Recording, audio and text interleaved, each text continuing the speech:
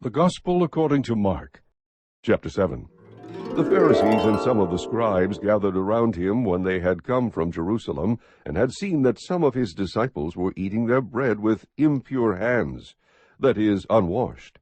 For the Pharisees and all the Jews do not eat unless they carefully wash their hands, thus observing the traditions of the elders.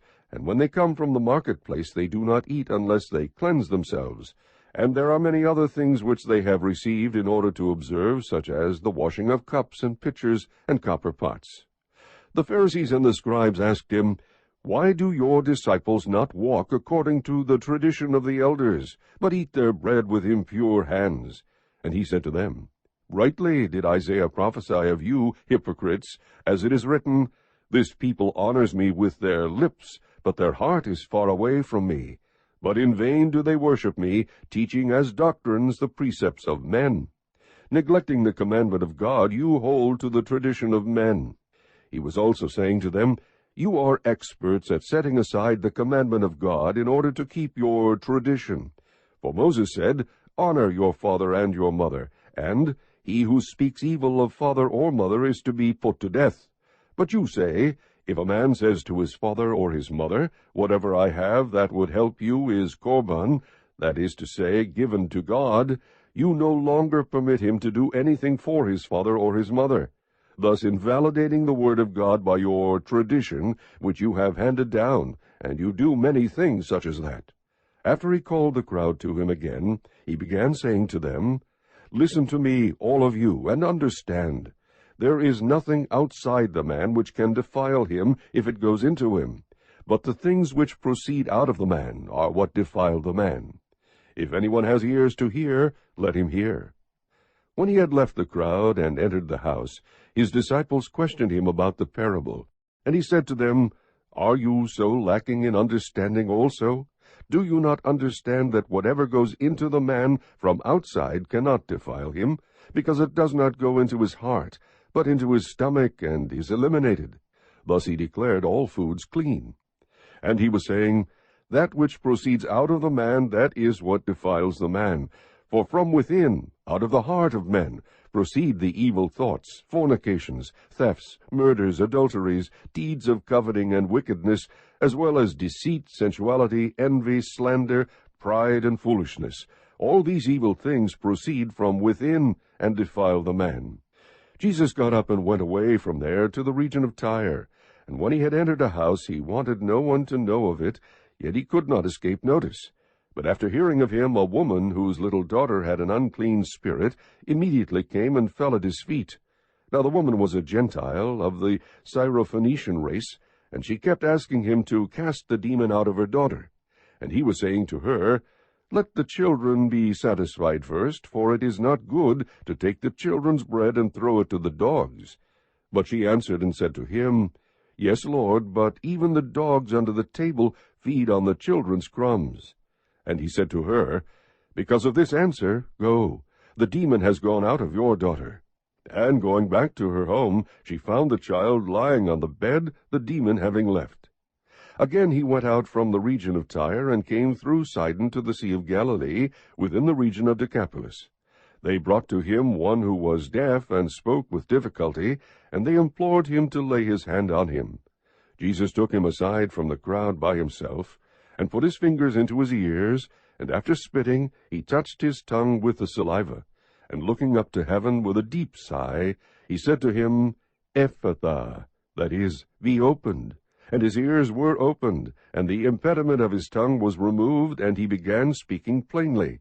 And he gave them orders not to tell anyone, but the more he ordered them, the more widely they continued to proclaim it. They were utterly astonished, saying, "He has done all things well. He makes even the deaf to hear, and the mute to speak." Chapter 8. In those days, when there was again a large crowd, and they had nothing to eat, Jesus called his disciples, and said to them, "I feel compassion for the people, because they have remained with me now 3 days, and have nothing to eat. If I send them away hungry to their homes, they will faint on the way, and some of them have come from a great distance." And his disciples answered him, "Where will anyone be able to find enough bread here in this desolate place to satisfy these people?" And he was asking them, How many loaves do you have? And they said, 7. And he directed the people to sit down on the ground. And taking the 7 loaves, he gave thanks and broke them, and started giving them to his disciples to serve to them. And they served them to the people. They also had a few small fish, and after he had blessed them, he ordered these to be served as well. And they ate and were satisfied, and they picked up 7 large baskets full of what was left over of the broken pieces. About 4,000 were there, and he sent them away.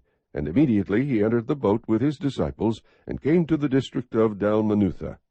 The Pharisees came out and began to argue with him, seeking from him a sign from heaven to test him.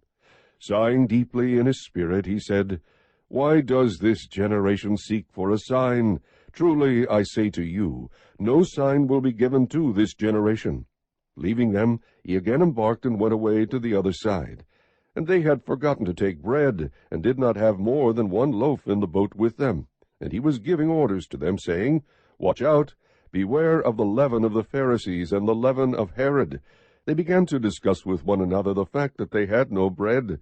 And Jesus, aware of this, said to them, Why do you discuss the fact that you have no bread?